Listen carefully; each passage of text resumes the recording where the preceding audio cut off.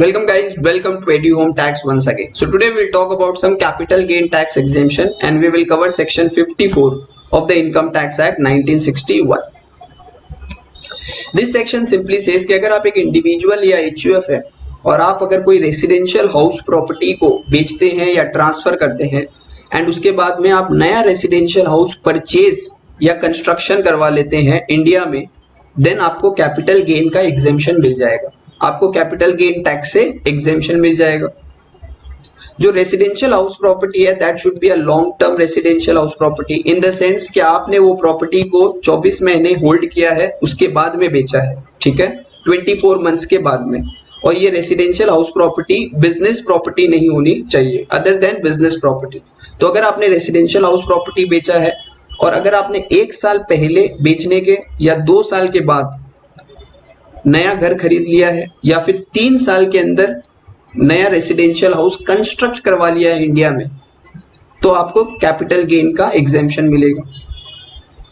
Now how much capital gain exemption we will C.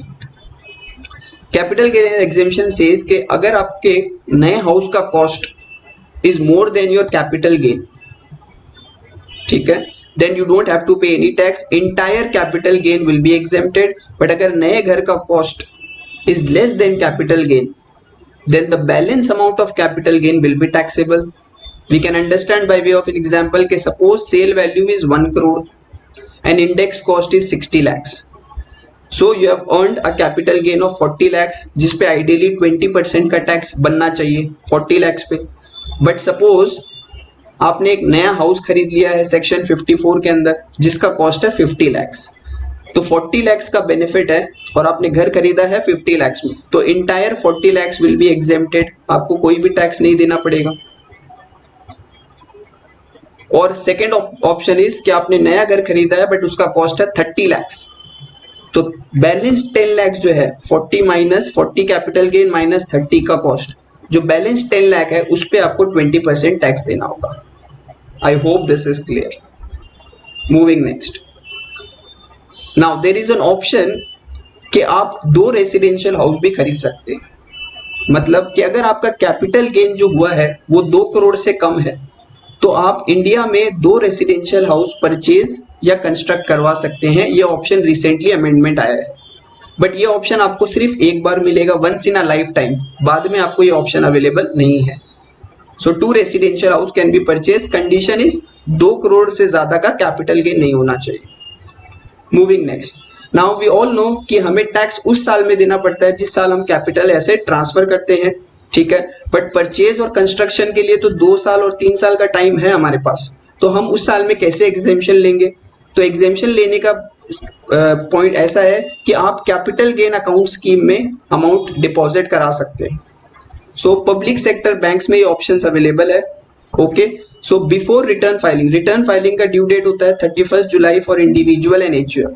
So before return filing date, if you deposit the amount in this scheme, then you can claim the benefit of section 54. I hope this is clear. So what will be the cost of new asset then?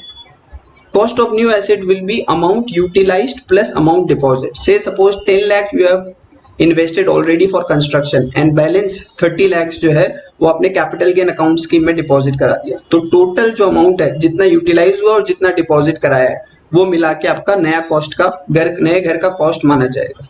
I hope this is clear. But this fund should be utilise within 2 years और within 3 years। Construction है तो 3 years के अंदर अंदर ये fund utilise हो जाना चाहिए। अगर नहीं होता है then unutilised amount will be taxable after the expiry of 3 years।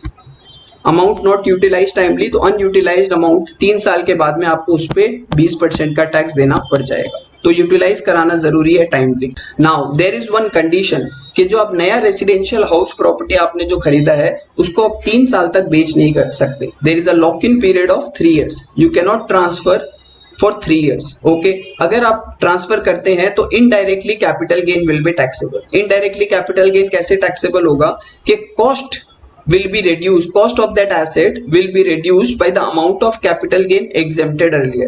Let us see by way of an example. Last example we have seen कि suppose new house cost is 50 lakh and the second option was 30 lakhs और capital gain हुआ था 40 lakhs का। So in the first scenario, the entire 40 lakhs was exempted, and in the second scenario 30 lakhs capital gain was exempted. Now let us take both the scenario one by one. Say suppose new asset was sold within 3 years and the sale value was 60 lakhs.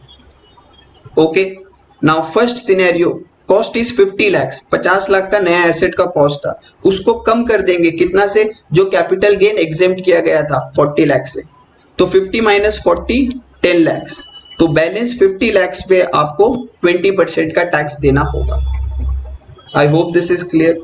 Second option था क्या कि नया घर का cost था 30 lakhs. ठीक है, तो 30 lakhs को हम कम कर देंगे कितना से, by the amount of capital gain जो एग्जेम्प्ट हुआ था, कितना 30 lakhs, तो 30 लाख माइनस 30 नील, तो 60 माइनस नील विल बी 60, तो आपको 60 पे 20% का टैक्स देना होगा.